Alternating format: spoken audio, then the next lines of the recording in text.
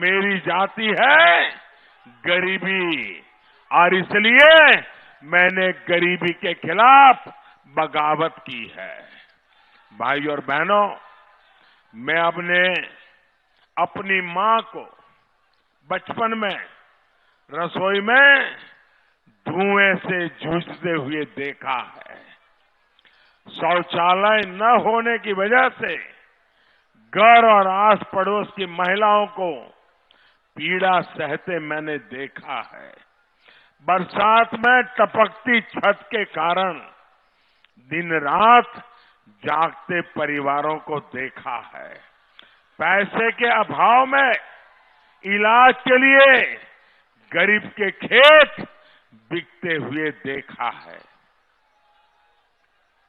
मिट्टी के तेल की डिबरी में पढ़ाई कितनी मुश्किल होती है मुझे पता है। यही वो अनुभव थे जिन्होंने मुझे गरीबी के खिलाफ बगावत के लिए पैदा किया है, प्रेरित किया है। साथियों, इसी गरीबी ने मुझे जीवन भर के सबक दिए। इसी गरीबी को दूर करने की प्रेरणा हमारी सरकार की योजनाओं को स्वरूप दिया। हमारी प्रेरणा से आज बहनों को गैस कनेक्शन, बिजली का मुफ्त कनेक्शन, शौचालय दिए जाना, एक के बाद एक अनेक काम हो रहे हैं। इसी प्रेरणा से ही हम 2022 तक हर गरीब के पास अपना पक्का घर हो, इसके लिए काम कर रहे हैं। और ये मोदी है, ये चौकीदार है। 2022 तक हर किसी को पक्का घर देकर के ही सांस लेने वाला है। दोस्तों, ये वीडियो देखा आपने? 2019 लोकसभा चुनाव के दौरान पीएम नरेंद्र मोदी ने जगह जगह जनसभाओं में ये संकल्प लिया था कि वह अगर दोबारा देश के प्रधानमंत्री बन जाते हैं तो 2022 में जब देश आजादी का 75वां साल मना रहा होगा, तब तक कोई भी ऐसा परिवार नहीं होगा जिसका अपना खुद का पक्का घर नहीं होगा। साल 2022 चला गया, 2023 जाने को है और 2024 आने को है।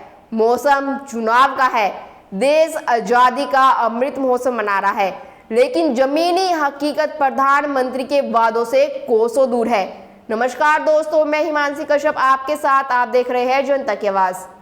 केंद्र ने बंगाल, राजस्थान जैसे 2 दर्जन राज्यों को दिया झटका। यूपी को दे दिया इनके हिस्से का 1,44,000 मकान।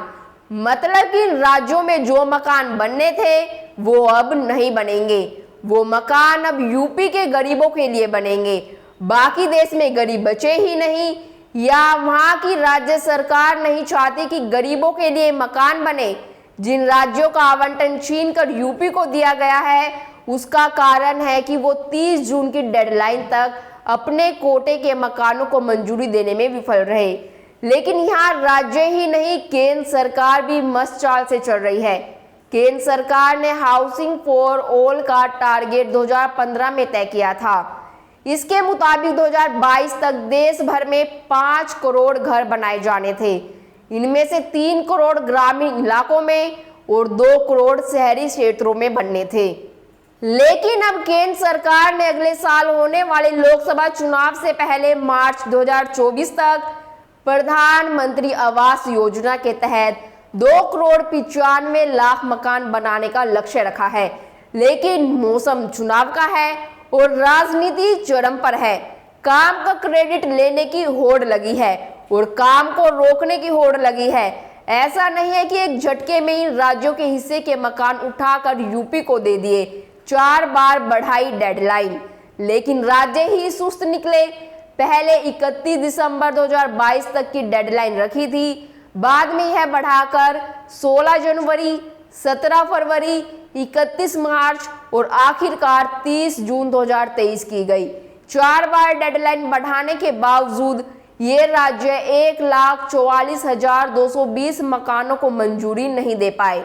जिन राज्यों व केंद्र शासित प्रदेशों का आवंटन वापस लिया गया है उनमें गुजरात, उड़ीसा, सिक्किम, मेघालय, महाराष्ट्र, असम, नागालैंड, मिजोरम, तमिलनाडु, अंडमान और निकोबार द्वीप समूह, अरुणाचल प्रदेश, बिहार, पश्चिम बंगाल, लद्दाख, राजस्थान, मध्य प्रदेश, केरल, झारखंड, पंजाब, हरियाणा, उत्तराखंड और आंध्र प्रदेश शामिल है।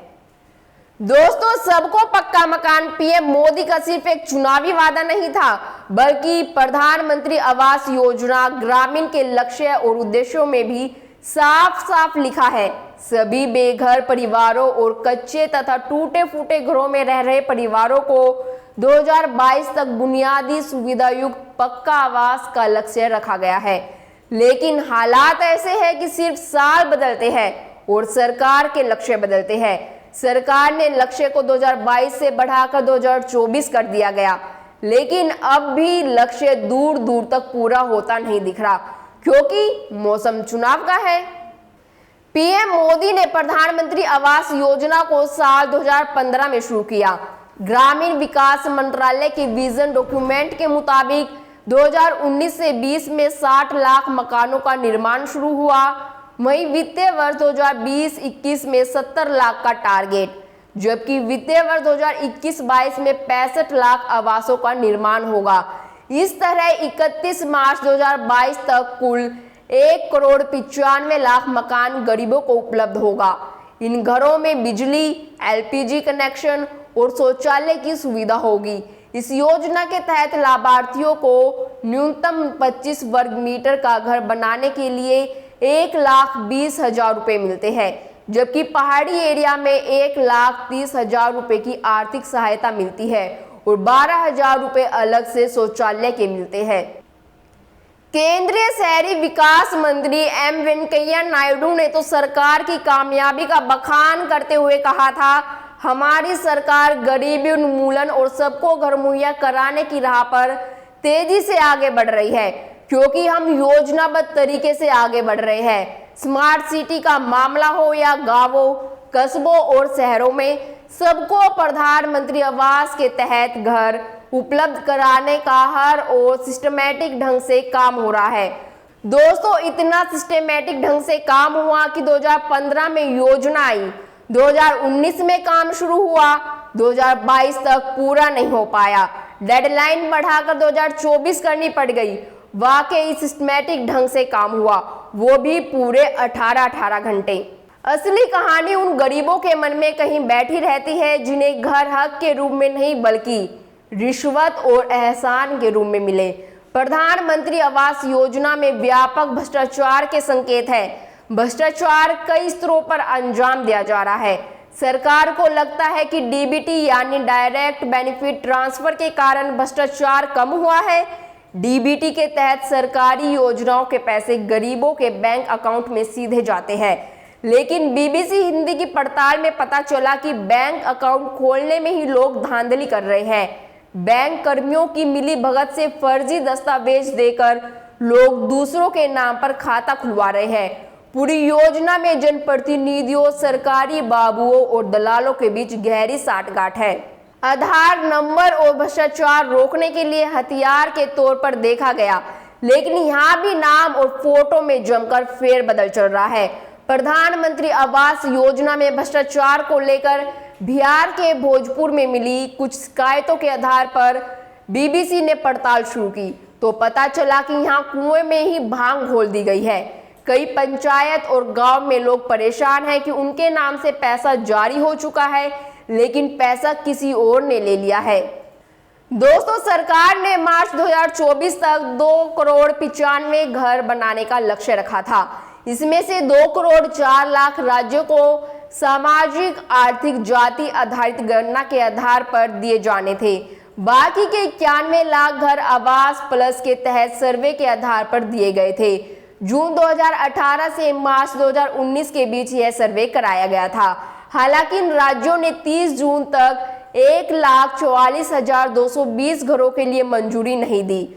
दूसरी तरफ उत्तर प्रदेश ने पहले ही 34,72,000 घरों को आवंटित किए थे। इसके बाद भी केंद्र सरकार के पास अतिरिक्त आवास के लिए निवेदन भेज दिया। राज्य के उप मुख्यमंत्री और ग्रामीण विकास मंत्री केशव प्रसाद मौर्य ने केंद्रीय मंत्री गिरिराज सिंह को पत्र लिखा। शुरुआत में यूपी में 29,42,000 घर बनाए गए, बाकी का निर्माण अभी चल रहा है। सूत्रों का कहना है कि उत्तर प्रदेश को अतिरिक्त घर आवंटित करने के लिए 1 महीने का समय दिया गया है। इंडियन एक्सप्रेस की रिपोर्ट के मुताबिक यूपी सरकार को अतिरिक्त आवास की मंजूरी मिल गई है, लेकिन सभी योग्य लोगों को घर उपलब्ध करवाने के लिए अभी कम से कम 95,000 घरों की जरूरत है।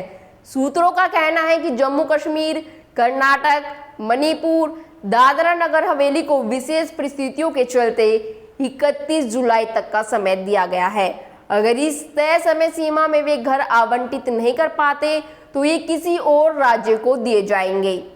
पीएमएजी की वेबसाइट पर उपलब्ध आंकड़ों की बात करें तो 17 जुलाई तक 2,93,00,000 घर केंद्र ने आवंटित किए हैं, जिनमें से 2,90,00,000 को मंजूरी मिल गई है। 2,31,00,000 घरों का निर्माण भी पूरा हो चुका है। 2015 में तय किए गए 5 करोड़ घरों के लक्ष्य को घटाने के बावजूद ये लक्ष्य हासिल करना एक बड़ी चुनौती बन गया है। सरकार दावे कुछ भी करे, लेकिन तस्वीर साफ है कि अभी भी ज्यादातर गरीब परिवारों को एक पक्की छत का इंतजार है। अब इन लोगों को इंतजार है तो बस 2024 का चुनाव खत्म होने का, क्योंकि इन्हें उम्मीद है कि शायद चुनाव के बाद इनकी सूद ले ली जाए और आने वाले बरसात और सर्दी के मौसम तक इनको एक घर की पक्की छत मिल जाए। फिलहाल इंतजार और उम्मीद के सिवा इन गरीबों के पास और क्या ही विकल्प होगा। बाकी खबरों के लिए देखते रहिए जनता की आवाज।